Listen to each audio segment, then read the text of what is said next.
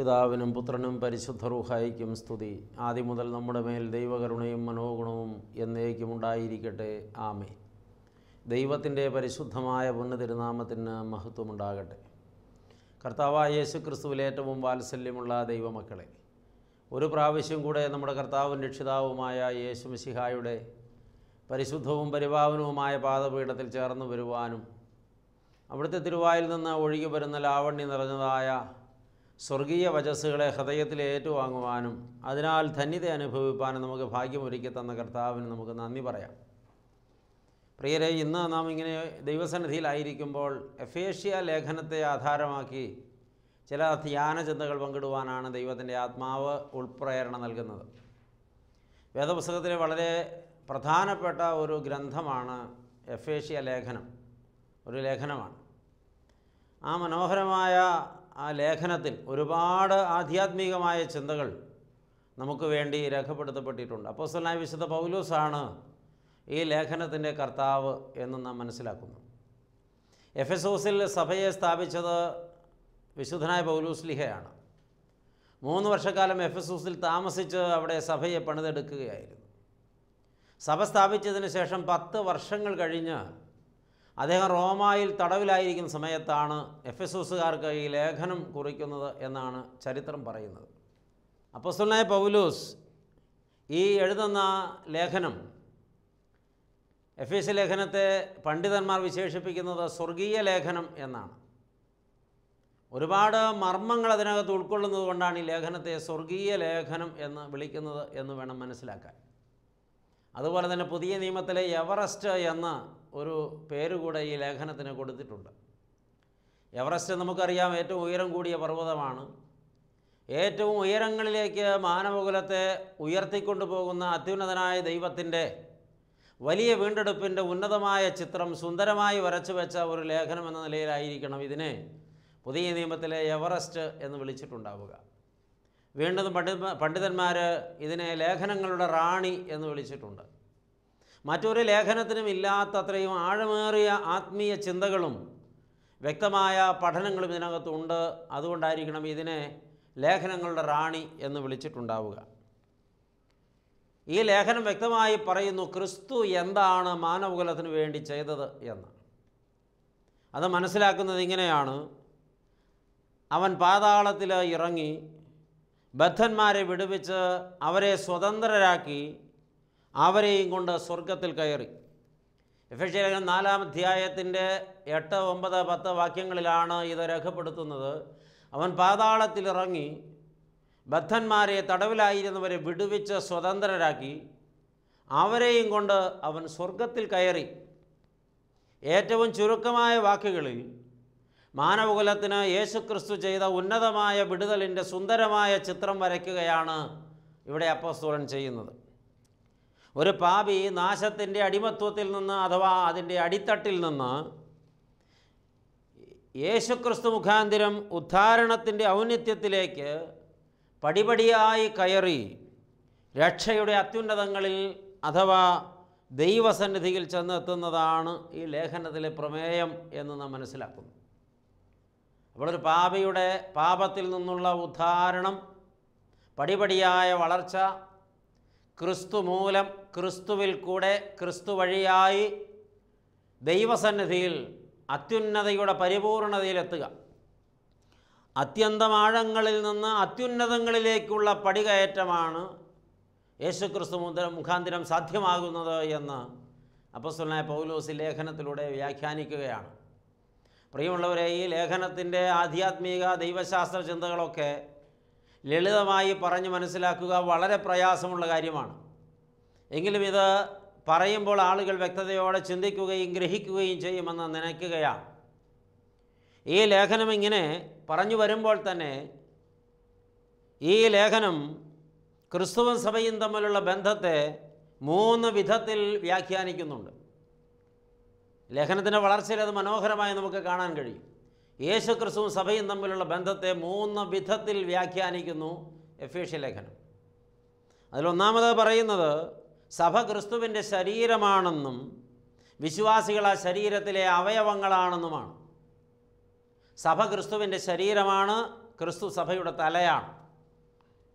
എഫേസ്യ ലേഖനം 1-ാം അധ്യായത്തിൻ്റെ 22-23 വാക്യങ്ങളിലും 4-ാം അധ്യായത്തിൻ്റെ 15-ാമത്തെ വാക്യത്തിലുമാണ് ഈ വാക്കുകൾ അടിവരയിടുന്നത്.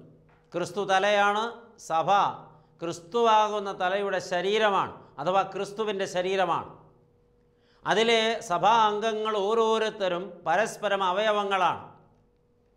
അതൊരു വലിയ ആഴമേറിയ ബന്ധമാണ്. ഈ ലേഖനത്തിൽ യേശുക്രിസ്തുവും സഭയും തമ്മിലുള്ള ബന്ധത്തെ ഏറ്റവും വിശാലമായി വരച്ചു വയ്ക്കുന്നതും ഈ ബന്ധത്തിൽ തന്നെയാണ്, ഈ ഒരു ഉപമാനത്തിലൂടെയാണ്. വീണ്ടും രണ്ടാമതായിട്ട് ഈ ലേഖനം യേശുക്രിസ്തുവും സഭയും തമ്മിലുള്ള ബന്ധത്തെ വ്യാഖ്യാനിക്കുന്നത് അപ്പോസ്തലന്മാരും പ്രവാചകന്മാരും എന്ന അസ്ഥിവാരത്തിന്മേൽ ക്രിസ്തുവാകുന്ന മൂലക്കല്ലിനോട് ചേർത്ത് വിശ്വാസികളാകുന്ന കല്ലുകൾ കൊണ്ട് പണിയപ്പെട്ട മന്ദിരമാണ്, ആലയമാണ് സഭ എന്നുള്ളതാണ്. എഫേസ്യ ലേഖനത്തിൻ്റെ 2-ാം അധ്യായത്തിൻ്റെ 19-22 വാക്യങ്ങളിലാണ് ഈ ചിന്ത അവതരിപ്പിക്കുന്നത്. അപ്പോസ്തലന്മാരും പ്രവാചകന്മാരും എന്ന അസ്ഥിവാരത്തിന്മേൽ ക്രിസ്തുവാകുന്ന മൂലക്കല്ലിനോട് ചേർത്ത് വിശ്വാസികളാകുന്ന കല്ലുകളാൽ പണിയപ്പെട്ട അതിമനോഹരമായ മന്ദിരം അഥവാ ആലയമാണ് സഭ. പ്രിയപ്പെട്ടവരെ, എത്ര മനോഹരമായ ഒരു ചിന്തയാണിത്. ക്രിസ്തുവാകുന്ന മൂലക്കല്ലിന്മേലാണ് ഈ സഭ പണിതിരിക്കുന്നത്. അടിസ്ഥാനം അവനാണ്, ആണിക്കല്ല് അവനാണ് ഉറപ്പ്, അവനാണ് ശക്തി. അവൻ്റെ മുകളിലാണ് പണിയപ്പെട്ടിരിക്കുന്നത്. അസ്ഥിവാരമോ അപ്പോസ്തലന്മാരും പ്രവാചകന്മാരുമാണ്. സുന്ദരമായ ഒരു ചിന്തയാണ്, മനോഹരമായൊരു ചിത്രമാണ്. യേശു ക്രിസ്തു സഭയും തമ്മിലുള്ള ബന്ധത്തെ സൂചിപ്പിക്കുവാൻ എഫേസ്യ ലേഖനം കൊടുക്കുന്ന 3-ാമത്തെ ചിത്രമാണ് സഭ ക്രിസ്തുവിൻ്റെ മണവാട്ടിയാണ്, ക്രിസ്തു സഭയുടെ മണവാളനാണ് എന്നുള്ളതായ ഉപമാനം. അത് വളരെ സുന്ദരമായിട്ടും വളരെ മനോഹരമായിട്ടുമാണ് വരച്ചു വെച്ച് വർണ്ണിക്കുന്നത്. 5-ാം അധ്യായത്തിലെ 25 മുതൽ 32 വരെ വാക്യങ്ങളിൽ ക്രിസ്തു സഭയുടെ മണവാളനാണെന്നും സഭ ക്രിസ്തുവിൻ്റെ മണവാട്ടിയാണെന്നും സഭയെ ക്രിസ്തു വിവാഹം ചെയ്തിരിക്കുന്നുവെന്നും അവൻ ഈ സഭയ്ക്ക് വേണ്ടി സമർപ്പണം ചെയ്തിരിക്കുന്നുവെന്നും വളരെ മനോഹരമായി വരച്ചു വെച്ചിട്ടുണ്ട്. അപ്പോൾ 3 ഉപമകളാണ്, 3 ഉപമാനങ്ങളാണ് ക്രിസ്തുവും സഭയും തമ്മിലുള്ള ബന്ധത്തെ കുറിക്കുവാൻ അല്ലെങ്കിൽ വ്യക്തതപ്പെടുത്തുവാൻ ഈ ലേഖനത്തിൽ ഉപയോഗിച്ചിട്ടുള്ളത്. അങ്ങനെ പോകുമ്പോൾ ഈ ലേഖനത്തിൻ്റെ അർത്ഥവ്യാഖ്യാനങ്ങളൊക്കെ ഒരുപാട് വിശാലമാണ്. അതിൻ്റെ ആഴങ്ങളിലേക്ക് നമുക്ക് സഞ്ചരിപ്പാൻ എത്രത്തോളം സാധിക്കുമെന്ന് നിശ്ചയമില്ല. സഭ ക്രിസ്തുവിൻ്റെ മണവാട്ടിയും അതേസമയം ക്രിസ്തു സഭയാകുന്ന മന്ദിരത്തിൻ്റെ മൂലക്കല്ലും, അപ്പോൾ തന്നെ സഭയുടെ അംഗങ്ങളാകുന്ന വിശ്വാസികൾ എപ്രകാരം പരസ്പര പൂരകങ്ങളായി വർത്തിക്കണമെന്ന മനോഹരമായ ചിന്തയുമാണ് ഈ ലേഖനത്തിൽ അപ്പോസ്തലനായ പൗലോസ് കൈകാര്യം ചെയ്യുന്നത്. ഈ ലോകത്ത് ജീവിക്കുന്ന ഒരു ക്രിസ്ത്യാനി എപ്രകാരം ലോകത്ത് ക്രിസ്തീയ സാക്ഷ്യം വഹിക്കണം, മണവാട്ടി എന്ന നിലയിൽ, ക്രിസ്തുവാകുന്ന മൂലക്കല്ലിനോട് ചേർത്ത് പണിയപ്പെട്ട മന്ദിരമെന്ന നിലയിൽ, യേശു ക്രിസ്തുവിൻ്റെ ശരീരമെന്ന നിലയിൽ ഒരു വിശ്വാസി ഈ ലോകത്ത് ഏതു വണ്ണം സാക്ഷ്യം വഹിക്കണം, സാക്ഷ്യ ജീവിതം നയിക്കണം എന്നുള്ളതാണ് അപ്പോസ്തലൻ പഠിപ്പിക്കുന്നത്. 4, 5, 6 അധ്യായങ്ങളിൽ സഭ എപ്രകാരം ലോകത്ത് വർത്തിക്കണം, എങ്ങനെയായിരിക്കണം സഭയുടെ നിലവാരം എന്നത് സംബന്ധിച്ച് അപ്പോസ്തലൻ വ്യക്തമായ പാഠങ്ങൾ തരുന്നുണ്ട്. അത് നമുക്ക് അക്കമിട്ട് പരിശോധിച്ചാൽ, ഒന്നാമത്, വിളിച്ചിരിക്കുന്ന വിളിക്ക് ഉചിതമായ വിധത്തിൽ നടക്കണം സഭാസന്താനങ്ങൾ ഓരോരുത്തരും. വിളിച്ചിരിക്കുന്ന വിളിക്ക് ഉചിതമായ വിധത്തിൽ നടക്കണം. ആ വിളിയുടെ പ്രത്യേകത പറഞ്ഞിട്ടുണ്ട്. എങ്ങനെ, ഏതാണ് ആ വിധമെന്ന് പറഞ്ഞിട്ടുണ്ട്. അതിലൊന്നാമത്, മനോവിനയത്തോടും സൗമ്യതയോടും കൂടെ നടക്കണം. പ്രിയപ്പെട്ടവരെ, വിനയം, സൗമ്യത എന്നിവ തത്വത്തിൽ ചിന്തിച്ചാൽ ഒരേ ചിത്രമാണ് നമുക്ക് തരുന്നത്. സ്വയം താഴുവാൻ മനസ്സുള്ളവരോട് വിനയത്തോടെ പെരുമാറുവാൻ പ്രത്യേകം പഠിപ്പിക്കേണ്ട. സ്വയം താഴുവാനും താഴ്ത്തുവാനും മനസ്സുള്ളവർക്ക് മാത്രമേ വിനയത്തോടെ പെരുമാറുവാനായിട്ട് കഴിയുകയുള്ളൂ. ഒരാൾ ക്രിസ്തുവിൻ്റെ മണവാട്ടിയാണെന്നും ക്രിസ്തുവിൻ്റെ ശരീരത്തിലെ അവയവമാണെന്നും സഭയെന്ന ആലയം പണിയപ്പെട്ടിരിക്കുന്ന ഒരു ശിലയാണ് താനെന്നും ബോധ്യപ്പെടുന്നത്, ലോകത്തെ ബോധ്യപ്പെടുത്തുന്നത് തൻ്റെ വിനയത്തിലൂടെ, തൻ്റെ താഴ്മയിലൂടെ, മറ്റുള്ളവരോട് വിനയപൂർവ്വമുള്ള പെരുമാറ്റത്തിലൂടെ അടയാളപ്പെടുത്തുകയത്രേ ചെയ്യുന്നത്. ഞാൻ ആരാണെന്ന്, എൻ്റെ പദവി എന്താണെന്ന് ലോകത്തെ ബോധ്യപ്പെടുത്തുവാൻ എനിക്ക് വേണ്ടിയിരിക്കുന്ന ഒന്നാമത്തെ യോഗ്യത ഞാൻ വിനയമുള്ള താഴ്മയുള്ള ആളായിരിക്കണമെന്നുള്ളതാണ്. അങ്ങനെയുള്ള ഒരു ബോധ്യം ഒരാളിലുണ്ടെങ്കിൽ ആ ആൾ തൻ്റെ വിളിയെക്കുറിച്ച് വ്യക്തമായി ബോധ്യപ്പെട്ടിരിക്കുന്നു. വിളിച്ച വിളിക്ക് യോഗ്യമാം വണ്ണമാണ് ആ വ്യക്തി നടക്കുന്നത് എന്ന് ബോധ്യപ്പെട്ടിരിക്കുന്നു. എന്നാൽ അഹങ്കാരത്താൽ ഭരിക്കപ്പെടുന്ന ഒരു വ്യക്തിക്കും വിനയമോ താഴ്മയോ ധരിച്ച് ഈ ലോകത്ത് താൻ ക്രിസ്തുവിൻ്റെ മണവാട്ടിയാണെന്ന് അടയാളപ്പെടുത്താൻ കഴിയില്ല. ക്രിസ്തുവാകുന്ന മൂലക്കല്ലിനോട് ചേർത്ത് സഭ പണിയുവാൻ ഉപയോഗിച്ച കല്ലുകളാണെന്ന് അടയാളപ്പെടുത്താൻ കഴിയില്ല. അതുപോലെ പ്രിയപ്പെട്ടവരെ, യേശു ക്രിസ്തുവിൻ്റെ ശരീരത്തിലെ അവയവമാണെന്ന് ലോകത്തെ ബോധ്യപ്പെടുത്താനായിട്ട് കഴിയില്ല. ഇത് കഴിയണമെങ്കിൽ നമ്മളിൽ വിനയവും താഴ്മയും ഉണ്ടാകണം. വിനയവും താഴ്മയും തമ്മിൽ ഉണ്ടാകണമെങ്കിൽ നമ്മളിലെ അഹന്ത പൂർണ്ണമായും മാറിപ്പോയിട്ടുണ്ടാകണം. അഹന്ത നമ്മളെ ഭരിക്കുന്നിടത്തോളം ഒരു കാരണവശാലും നമുക്ക് വിനയപ്പെടാനായിട്ട് കഴിയില്ല. അച്ഛൻ എപ്പോഴും പറയുന്നത് പോലെ നിർഭാഗ്യാവശാൽ അഹന്ത കൊണ്ട് അന്ധത പിടിപെട്ടവരായി നാം തീർന്നു പോകുന്നു. നാം പലപ്പോഴും വിനയം എന്താണെന്ന് അറിയാൻ പാടില്ലാത്തവരായി പോകുന്നു. അത് ഒരിടത്തും നമുക്ക് അടയാളപ്പെടുത്താൻ കഴിയുന്നില്ല. സ്വന്തം വീട്ടിൽ പോലും നമുക്കത് സാധ്യമാകുന്നില്ല. മറ്റുള്ളവരോടുള്ള പെരുമാറ്റത്തിൽ ഒന്ന് വിനയപ്പെടുവാൻ, ഒന്ന് താഴ്മപ്പെടുവാൻ നമുക്ക് സാധിക്കുന്നില്ല. എല്ലാവരെയും അടക്കി ഭരിക്കുവാനാണ് നമുക്ക് പലപ്പോഴും താല്പര്യം. ഞാൻ ആഗ്രഹിക്കുന്നത് പോലെ, പറയുന്നത് പോലെ എല്ലാവരും കേൾക്കണം, അനുസരിക്കണം, അതുപോലെ നടക്കണമെന്ന് നാം നിർബന്ധം പിടിക്കുകയാണ്. അങ്ങനെ ഒരു നിലപാടിലേക്ക് നാം മാറുമ്പോൾ നമ്മിൽ നിന്ന് വെളിപ്പെടുന്നത് വിനയമല്ല, താഴ്മയല്ല, മറിച്ച് അഹന്തയാണ്. പ്രിയപ്പെട്ടവരെ, അവിടെ നാം പറയാതെ ലോകത്തോട് പറയുന്നുണ്ട്, ഞാൻ ക്രിസ്തുവിൻ്റെ മണവാട്ടി എന്ന പദവിക്ക് യോഗ്യനല്ല. യേശു ക്രിസ്തുവിൻ്റെ ശരീരമാകുന്ന സഭയിലെ അവയവമല്ല. ഞാൻ കർത്താവായി യേശു ക്രിസ്തുവിനോട് ചേർന്ന് നിൽക്കുന്നില്ല. ഈ സഭയാകുന്ന മന്ദിരത്തിൽ എൻ്റെ പങ്കാളിത്തം ഒരിക്കലും ഞാൻ ഉറപ്പ് വരുത്തുന്നില്ല. ക്രിസ്തു നമ്മെ ഔവണ്ണമൊക്കെ ആക്കി തീർത്തു. അതിനുവേണ്ടി വിളിച്ചു, വേർതിരിച്ചു, കഴുകി, വെടിപ്പാക്കി, നിർമ്മലീകരിച്ചു, പാപം ക്ഷമിച്ചു. പക്ഷേ നമ്മുടെ നിലനിൽപ്പ് അതിന് യോഗ്യമാം വണ്ണം ആകുന്നില്ലെങ്കിൽ പ്രിയപ്പെട്ടവരെ, നാം നമ്മെക്കുറിച്ചുള്ള ദൈവ പദ്ധതിക്ക് പാകമാകാത്തവരാകുന്നു. നമ്മെ വിളിച്ച വിളിക്ക് ഒത്തവണ്ണം നാം നടക്കുന്നില്ല എന്ന് വരുന്നു.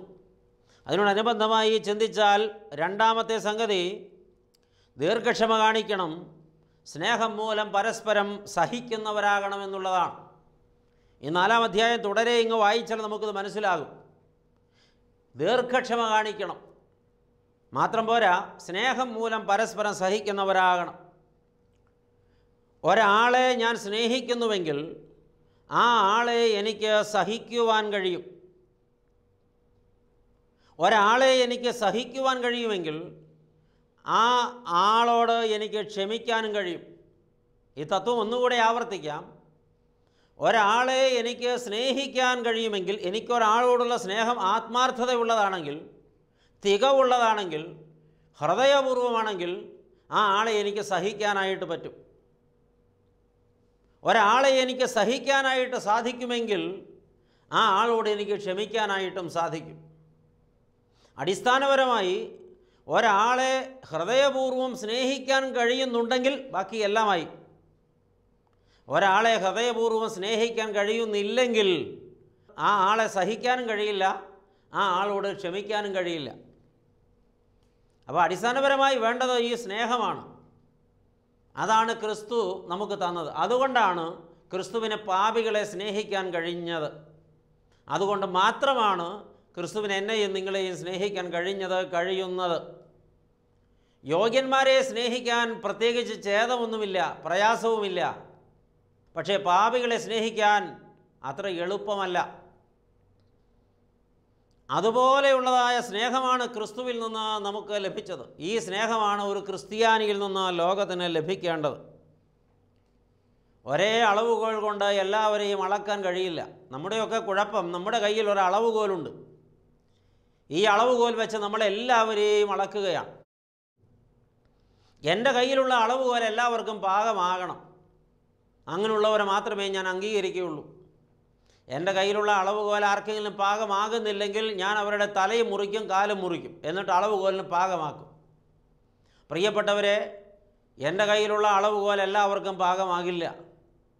എന്ന് വെച്ചാൽ എൻ്റെ ചിന്താഗതിക്കനുസരിച്ച് ഈ ലോകത്തെ എല്ലാ മനുഷ്യർക്കും ആകാൻ പറ്റില്ല.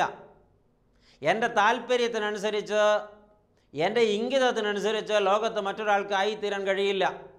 എൻ്റെ മനസാക്ഷിക്കും മനോഗതത്തിനും അനുസരിച്ച് മറ്റൊരാളാകണമെന്ന് ഞാൻ നിർബന്ധം പിടിക്കുന്നതിൽ യാതൊരു യുക്തിയുമില്ല. അത് യുക്തിഹീനതയാണ് എന്ന് തിരിച്ചറിയണം. സ്നേഹത്തിൻ്റെ കണ്ണുകൊണ്ട് എല്ലാവരെയും നോക്കിക്കാണാൻ കഴിഞ്ഞാൽ, സ്നേഹത്തിൻ്റെ അളവുകോൽ കൊണ്ട് എല്ലാവരെയും അളക്കാൻ കഴിഞ്ഞാൽ, അപ്പോൾ എല്ലാവരെയും ഉൾക്കൊള്ളാനും എല്ലാവരെയും മനസ്സിലാക്കാനും നമുക്ക് കഴിയും. ഈ സ്നേഹത്തിൻ്റെ അളവുകോൽ മാറ്റിവെച്ചിട്ട് എൻ്റെ അഹങ്കാരത്തിൻ്റെ അളവുകോലോ സ്വാർത്ഥതയുടെ അളവുകോലോ വെച്ചാണ് ഞാൻ മറ്റുള്ളവരെ അളക്കാൻ ശ്രമിക്കുന്നത്. അതാണ് എൻ്റെ വേറെ ഒരു പരാജയം. ഇവിടെയാണ് ഞാൻ എൻ്റെ ജീവിതത്തെ തിരുത്തേണ്ടത്. ഈ കാഴ്ചപ്പാടിനാണ് ഞാൻ മാറ്റം വരുത്തേണ്ടത്. അങ്ങനെയാണ് എൻ്റെ നിലപാട് പുനഃപരിശോധിക്കേണ്ടത്. ദൈവമായ കർത്താവ് ആ വിധത്തിൽ എൻ്റെ ചിന്തകളെ രൂപപ്പെടുത്തുവാൻ എന്നോട് ആവശ്യപ്പെടുകയാണ്. പ്രിയമുള്ളവരെ, ജീവിത പങ്കാളിയെ ഹൃദയപൂർവ്വം സ്നേഹിക്കുന്ന ഒരാൾക്ക് ജീവിത പങ്കാളിയെ അങ്ങേയറ്റം സഹിക്കാനായിട്ട് കഴിയും. ആദ്യം പറഞ്ഞ സിദ്ധാന്തമാണ്. ജീവിത പങ്കാളിയെ സഹിക്കാൻ കഴിയുന്ന ഒരാൾക്ക് ജീവിത പങ്കാളിയോട് ക്ഷമിക്കാനും കഴിയും. ജീവിത പങ്കാളിയോട് സ്നേഹം ഒരിക്കലും ഇല്ലാത്തവർക്കാണ് അവരെ സഹിക്കാൻ പറ്റാത്തതും അവരോട് ക്ഷമിക്കാൻ പറ്റാത്തതും. ചില ആളുകളുടെ ഉള്ളു നിറച്ചും ഈർഷ്യതയാണ്, മുൻവിധിയാണ്, വെറുപ്പാണ്, വിദ്വേഷമാണ്. ഒരമ്മ തൻ്റെ കുഞ്ഞിനോട്, അമ്മയ്ക്ക് തൻ്റെ കുഞ്ഞിനോടുള്ളത് അവർണ്ണനീയമായ സ്നേഹമാണ്. ഈ സ്നേഹം ഈ അമ്മയുടെ ഹൃദയത്തിൻ്റെ ആഴങ്ങളിൽ തിളച്ച് മറിഞ്ഞുകൊണ്ടിരിക്കുകയാണ്. അതുകൊണ്ട് ആ കുഞ്ഞ് എന്ത് തെറ്റ് ചെയ്താലും, അമ്മയെ എത്ര മുറിവേൽപ്പിച്ചാലും അമ്മ അത് സഹിക്കുകയും കുഞ്ഞിനോട് ക്ഷമിക്കുകയും ചെയ്യും. അതിനൊറ്റ കാരണമേ ഉള്ളൂ, അമ്മയുടെ ഉള്ളു നിറച്ചും കുഞ്ഞിനോട് സ്നേഹമാണ്. ഈ സ്നേഹം ഉള്ളിൽ കിടക്കുന്നത് കൊണ്ട് കുഞ്ഞ് തെറ്റ് ചെയ്യുമ്പോൾ അമ്മ കുഞ്ഞിനെ ശിക്ഷിക്കാനല്ല ശ്രമിക്കുന്നത്, വീണ്ടും വീണ്ടും സ്നേഹിക്കാനാണ്. ഇതാണ് ദൈവം നമുക്ക് തന്ന സ്നേഹമെന്ന് നാം തിരിച്ചറിയണം. ഇതേ സ്നേഹമാണ് നമ്മിൽ നിന്ന് മറ്റുള്ളവരിലേക്ക് എത്തേണ്ടത്.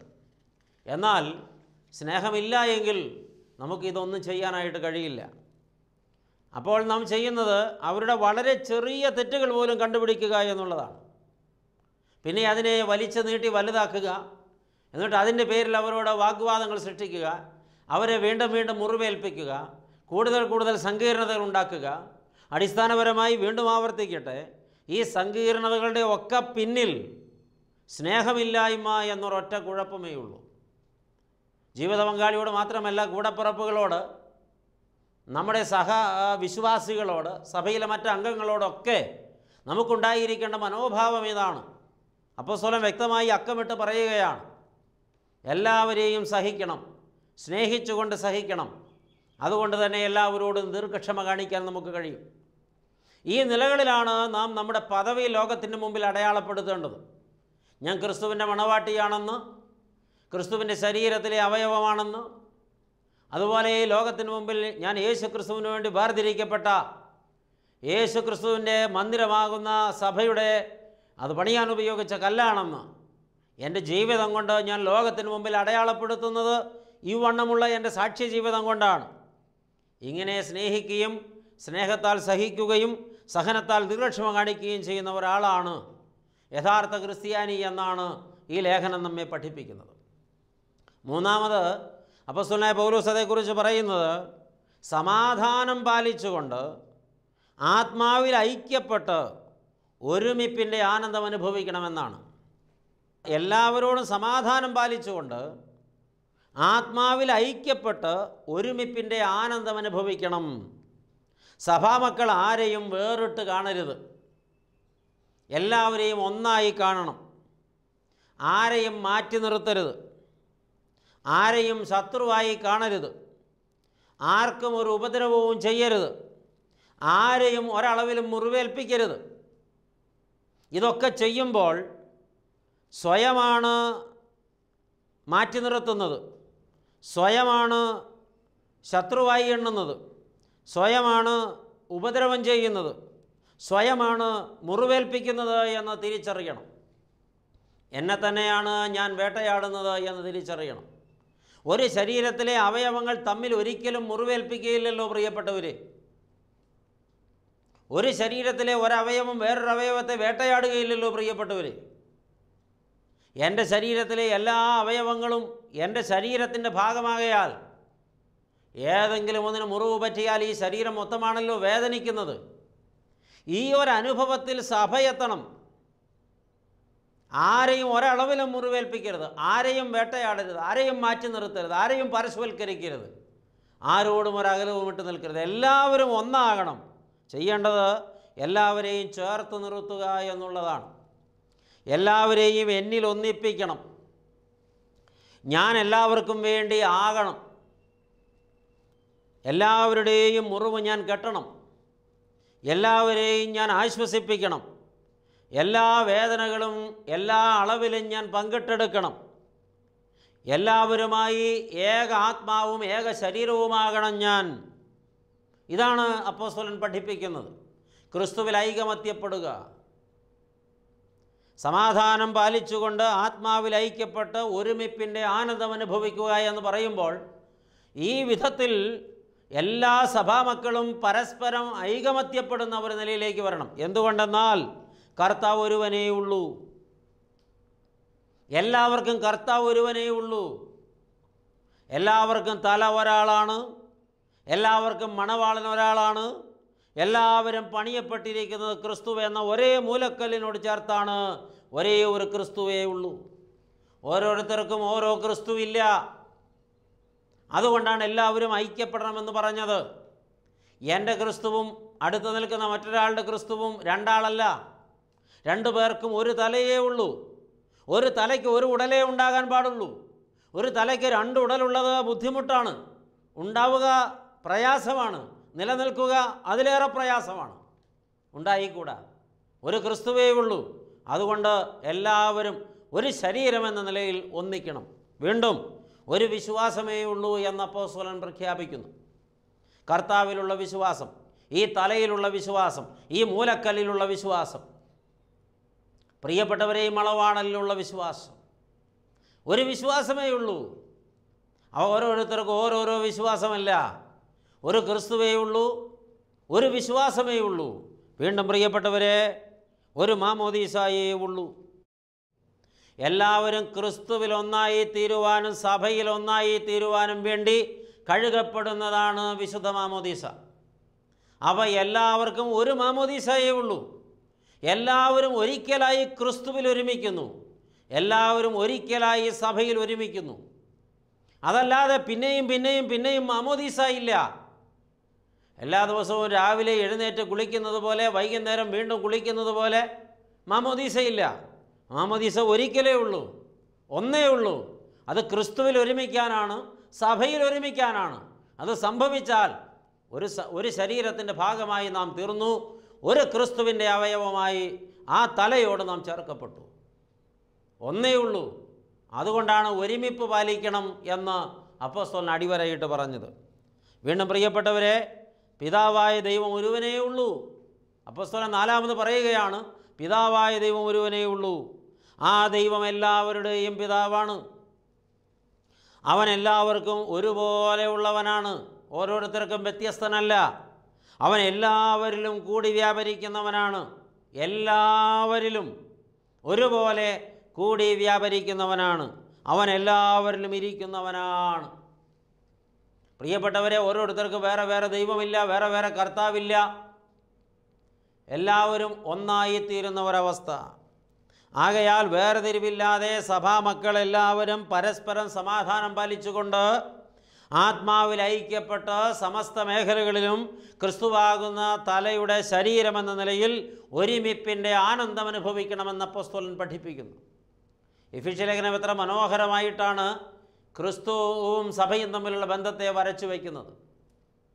പ്രിയപ്പെട്ടവരെ, ഈ ലേഖനം വളരെ ആഴമേറിയ ചിന്തകളാണ് നൽകുന്നതെന്ന് ആരംഭത്തിൽ പറഞ്ഞല്ലോ. അത് നമ്മുടെ ജീവിതത്തെ നന്നായിട്ട് പുതുക്കുവാനായിട്ട് ഇടവരുത്തട്ടെ. നമ്മുടെ ജീവിതം യൗവണ്ണമാകണമെന്ന് ക്രിസ്തു ആഗ്രഹിക്കുന്നുവെന്ന് പരിശുദ്ധാത്മാവ് മുഖാന്തരം അപ്പോസ്തലൻ നമ്മെ പഠിപ്പിക്കുമ്പോൾ അത് നമ്മുടെ ജീവിതത്തിൽ സ്വാംശീകരിച്ച് തെറ്റുകൾ തിരുത്തി വിശുദ്ധരായി മാറുവാൻ നമുക്ക് കഴിയണം. ഈ ചിന്ത പങ്കിട്ടത് മുഖാന്തിരം അതിന് നമുക്ക് സാധിക്കട്ടെ. ഈ ലേഖനത്തിലെ മറ്റ് ആഴമേറിയ ധ്യാന ചിന്തകൾ പിന്നാലെ നിങ്ങളുമായി പങ്കിട്ടുകൊള്ളാം. ഈ സന്ദേശം ഇവിടെ പൂർണ്ണമാക്കുന്നു. ദൈവം അനുഗ്രഹിക്കട്ടെ.